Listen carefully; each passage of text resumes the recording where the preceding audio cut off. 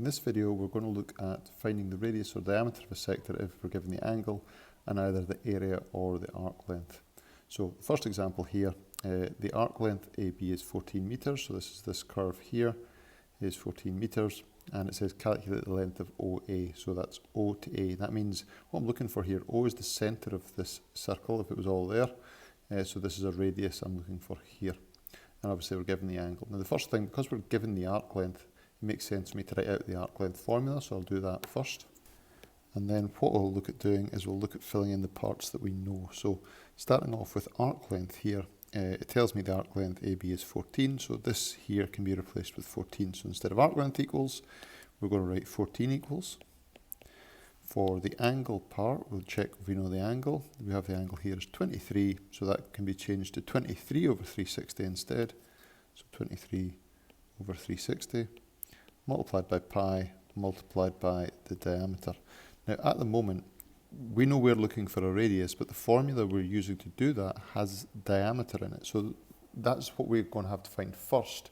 But once we know the diameter, it'll be very easy to find the radius. So I now have an equation with just d as the unknown, and I want to get rid of this fraction ideally. So the first thing we're going to do here is I'm going to multiply both sides of the equation by 360. So I'm going to have 14 multiplied by 360 at this side. And remember, multiplication by 360 at this side will simply get rid of this division by 360. Those two things will cancel each other out. So what I'll be left with is I'll simply be left with what's at the top here if I get rid of that 360. So I'm going to have 23 multiplied by pi multiplied by d. The next thing is to kind of check what exactly is it that I'm trying to get on its own here, and what I'm trying to get on its own is the d. So I need to look at what's multiplying d. And you can see in this case, the d has been multiplied by 23 and pi. Okay, so 23 times pi is multiplying that. So what we want to do is we want to divide both sides by this, so it'll disappear from this side and I'll just be left with the d on its own. And then for this part, I need to divide by the same amount. So we're going to divide both sides by what's in this red kind of highlighted patch here. So 14 times 360 divided by 23 times pi equals diameter, and then I'm going to say the diameter equals, and I'm going to type this into my calculator. Now again, when you're typing this into a calculator, you need to be really careful that you want to divide all of the top by all of the bottom. So it's really important when you're typing it in, you put brackets around the top of your fraction and brackets around the bottom, and especially if you're using the divide button instead of your fraction button. So if I type that into my calculator, I end up with 69.75. and that is going to be meters. Now the question here was asking me for the length of OA, so I've got a length here, but I just want to check it's the correct length. So OA is from here to here. Remember at the start we said, well, that's actually a radius, and what I found here is d for diameter. So what I'll need to do is I'll need to half this to find the radius. So the radius is basically half of the diameter, so the radius in this case would be 34.9, and that's just the one decimal place there, and we'll say that's meters. We have a similar question here with a slightly different twist at the end, so it's important we watch both these.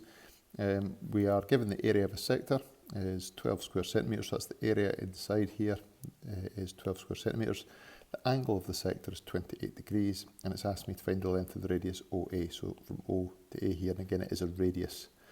So what I'm going to do is, because I'm given the area of a sector, the first thing I'm going to do is I'm going to write out my area of a sector formula, and then I can start to fill in the parts I know. Now remember, area of a sector will be the one with pi r squared in it, because that's the area of a circle. So filling in the parts I know, the area of a sector first, that is 12 square centimetres, so the area of a sector can be replaced with 12, so it's now 12 equals instead. The angle we have is 28, so that can be now 28 over 360 times pi times r squared. We don't know the radius, that's what we're trying to find. So the first thing, again, I've got this equation with r as my unknown, and I'm trying to solve it. It's got a fraction in it, so the first thing I want to do is get rid of that fraction, and to do that multiply both sides by 360. So 12 times 360 equals, and remember, multiplying this side here by 360 basically means I'm going to be left with what's at the top here, as multiplication by 360 will just basically get rid of this division by 360 and cancel it out. So that's going to be 28 times pi times r squared. The next thing is to just double check what you're actually multiplying r squared by here. So I'm multiplying r squared by all of this. So to get the r squared on its own, I need to divide by what's in this red highlighted patch here. So that's 12 times 360 divided by 28 times pi, and that's equal to r squared.